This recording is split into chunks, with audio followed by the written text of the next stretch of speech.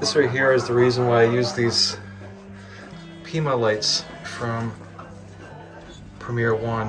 You can see that this is all plastic. It's a shatterproof case here. The bulb fell apart and was caught by this cage. These bulbs right here, these are the ones you get from like a box store or the hardware store, and you can see there's just a little dab of solder right there. And once these are done for, I'm not going to buy them anymore. But what happens is it gets hot, and then this part separates from this part, and you end up, sometimes it'll hang by a filament, but then you have to take a pair of pliers or needle nose pliers and reverse this out. And it's usually pretty easy to do, but it's still a pain in the butt. So it's just one of those things where you pay a little bit more for the good bulbs from Premier One, but you don't have this issue like that. Now that's just shattered because the whole thing got kind of bounced around after the bulb fell out, but the good news is it was all contained within here. So the purpose of this is that when you hang it here in your barn, okay, if the bulb separates out of here, it's caught in that, and then you don't have hot pieces going into your barn floor and burning your building down. So we're just getting ready here to brood some chicks, and I've got the box built here. There goes Cat. Is that Pearl? Yeah, I think it's Pearl. I don't know why she went that way instead of this way, but whatever floats her boat.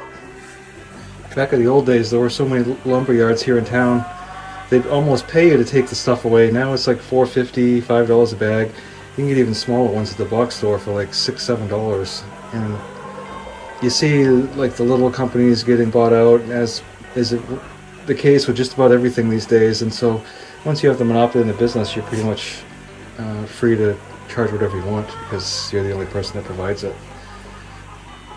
I always put 2 lights in, and the reason is I like to have a failover. And so I'm going to put a thermometer in here. We'll have this, and you want to run it a little bit over 100 degrees for the first week or so, and then come down a little bit every week.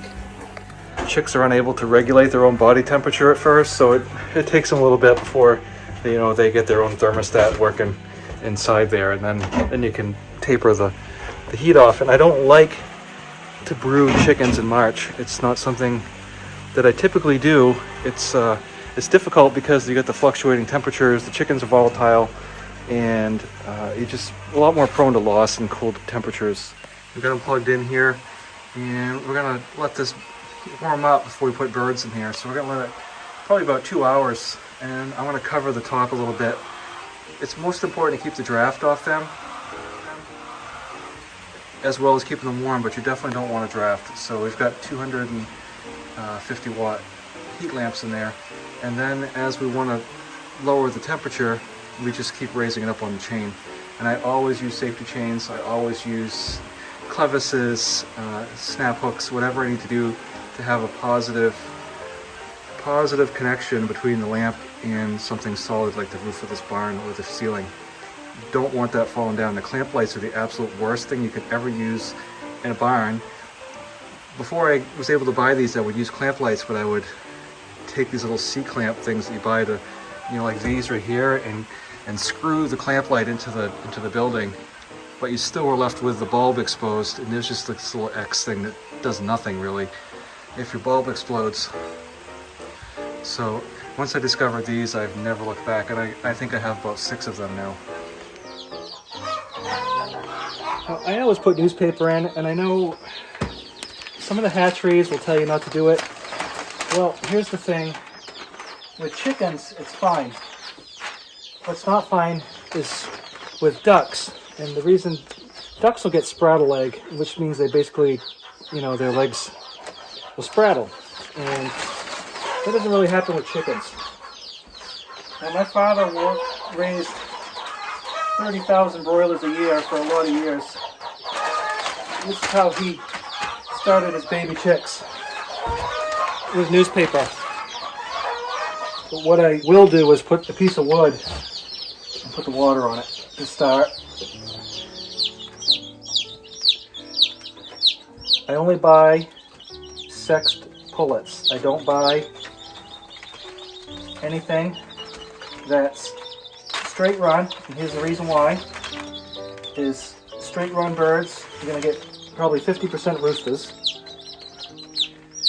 They take forever to grow up, so you can actually get anything more than a pound of meat off them. And then when they do, they're tough. They're no good. You can't eat the legs. It's like chewing into a piece of rawhide. So it's worth an extra however much to make sure you get sex birds, and every once in a while, because they're 90%, you'll get a rooster. That's okay, but getting 50% roosters right off the bat, you're behind the 8 ball to start with. One thing you want to do, make sure you get your water off just a little bit, because they don't want to be under the light. It's tempting to want to put the water there, but once the birds get wet, they're dead. They're dead, that's it. Now, I've had some birds before, and they got a little bit wet, because for whatever reason, and I was doing that with a blow dryer, and I was able to save most of them, but it's not a lot of fun to be blow drying birds.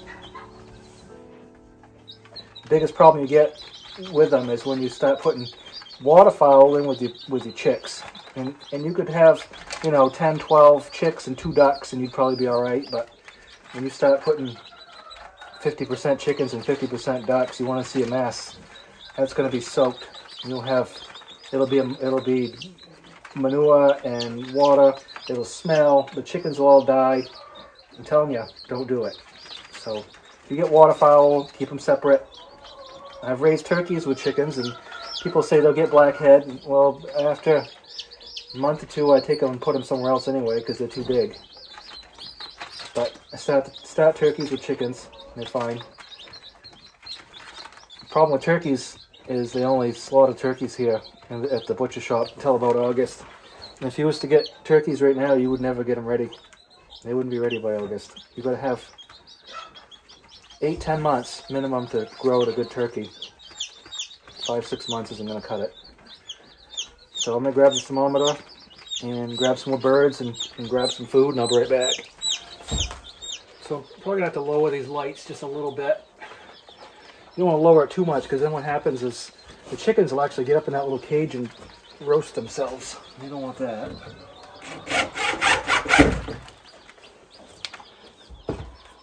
So just for a few minutes, I'm going to put this right here, and then we'll hang it up when we're done.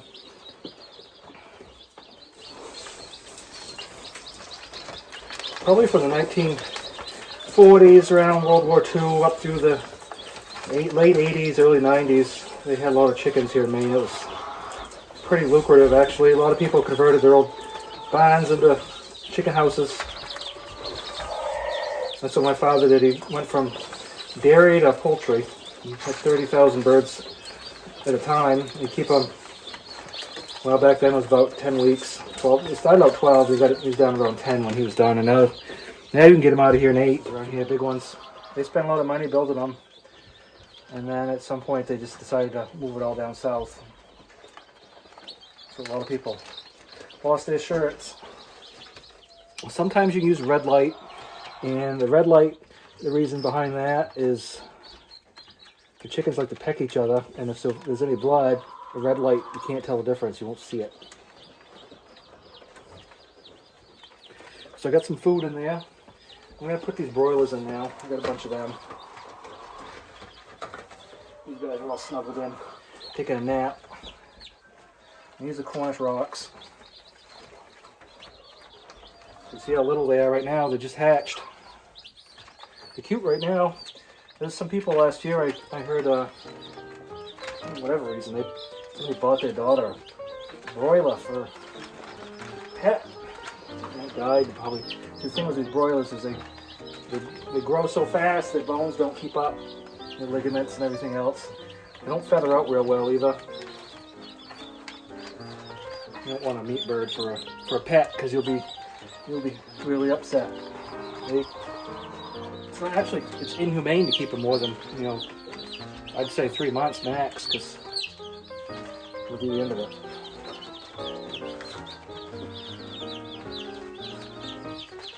But yeah, we'll probably drop that light down just a little bit, because I want to make sure I got it good and hot down there.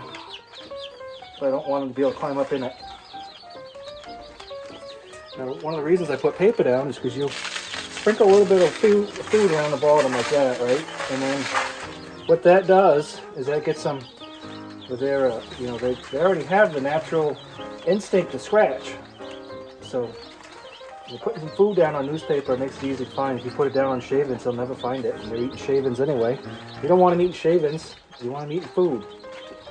So this first week, this newspaper, about 5-6 days, I'll have to take it out, put new paper in. But you can see now, see how they're going after that food?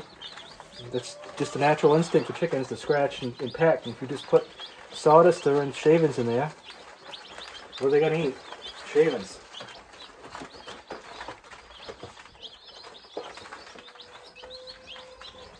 And we just dip them in there. Another day or so, I'll have 2 waters out here. I'll have 2 feeders.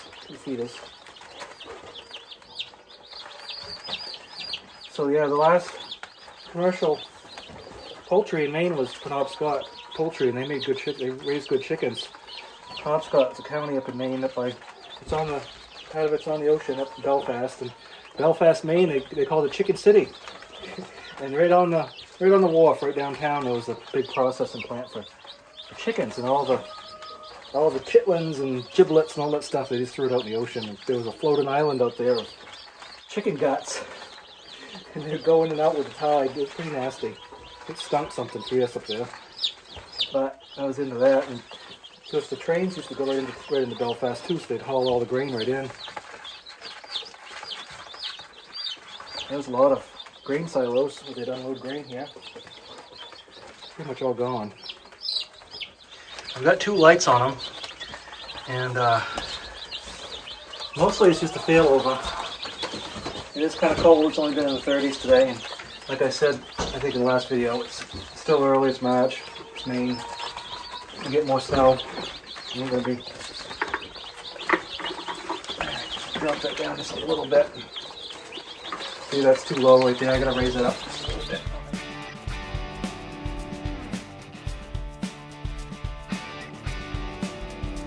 It's at 115 directly under the light, so they can go into that one and warm up. They can get away from it. That'll keep the whole place about where I want it. I got the top open here just a little bit, but mostly it's plastic over, and that'll keep it nice and warm in there. Pretty much any time I see one laying down, I think they're dead. The cows do that too. They lay funny out in the fields. You know, they lay all sprawled out, and you think they've done it. They've kicked it, but they're just sunning. So anyway, that's all I got for today. Hopefully it was mildly entertaining to you. And we'll have a follow-up part 2 of brooding chickens, but they're all in there. They seem to be doing okay. But anyway, we'll talk to you next time. Thank you for watching, and take care.